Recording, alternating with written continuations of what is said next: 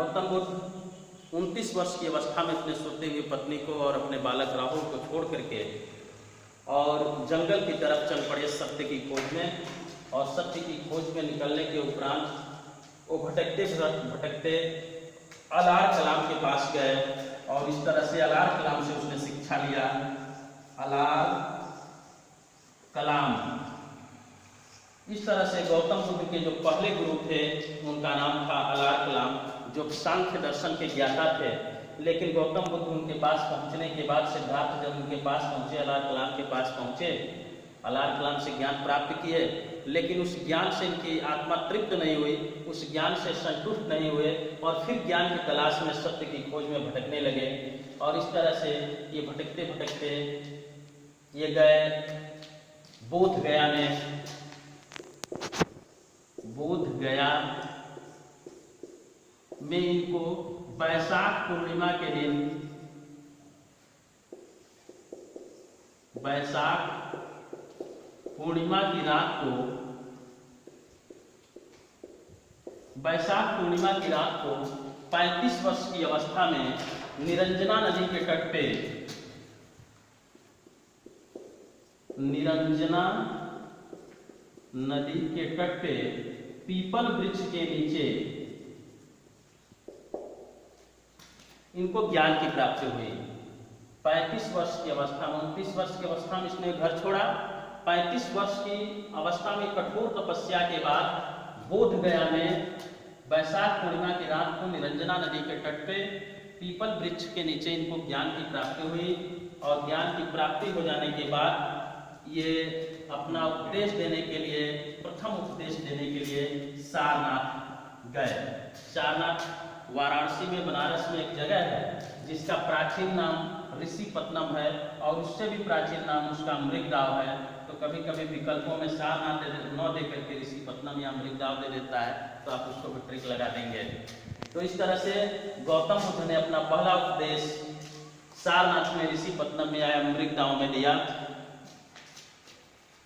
उसके बाद जो इसने अपना उपदेश दिया, गौतम बुद्ध ने जो अपना उपदेश दिया, उस उपदेश के हिसाब से या बौद्ध धर्म के संस्थापना के हिसाब से, जो बौद्ध धर्म की स्थापना ये किए, उसमें इसने ईश्वर को स्वीकार नहीं किया। इसने माना कि इस संसार में कोई ईश्वर नहीं है। आत्मा की सत्ता को भी इसने स्वीकार नहीं किया। इनका मानना था कि संसार में आत्मा या परमात्मा कोई नहीं है, न तो आत्मा है और न तो परमात्मा है। लेकिन इसने पुनर्जीवन को स्वीकार किया, पुनर्जीवन को इसने स्वीकार किया। इनका यह मानना था कि मनुष्य के मर जाने के उपरांत फिर से वो अपना मनुष्य की शरीर प्राप्त करता है, ये मानना था। लेकिन आत्मा और ईश्वर की सत्ता में बौद्ध धर्म विश्वास नहीं करता था। जो इनकी भाषा थी वो भाषा थी इनकी पाली। पाली भाषा में जो भी इनके ग्रंथ थे, त्रिपिटक, बौद्ध धर्म का जो पवित्र ग्रंथ है उसका नाम है त्रिपिटक। और त्रिपिटक ग्रंथ को इसने पाली भाषा में लिखा, जो संस्कृत से मिलती जुलती भाषा है। इसने जो शिक्षा दिया, जो उपदेश दिया, उसको अष्टांगिक मार्ग कहते हैं।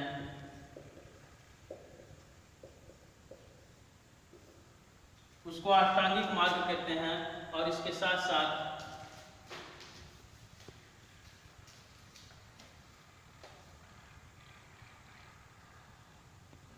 सम्यक ज्ञान,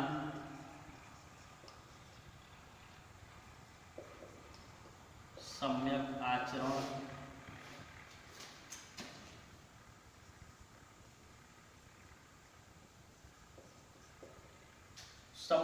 सम्यक ज्ञान, सम्यक आचरण, इस पर इसने विशेष जोर दिया। सम्यक का मतलब होता है कि न संतुलित, न ज्यादा और न ज्यादा कम, न ज्यादा अधिक। तो इस तरह से जो इनका जो पवित्र ग्रंथ है वो त्रिपिटक है, जो इसने शिक्षा का उपदेश दिया वो अष्टांगिक मार्ग के अंतर्गत दिया, सम्यक ज्ञान, सम्यक चरित्र, सम्यक आचरण, इस तरह से इनके उपदेश थे।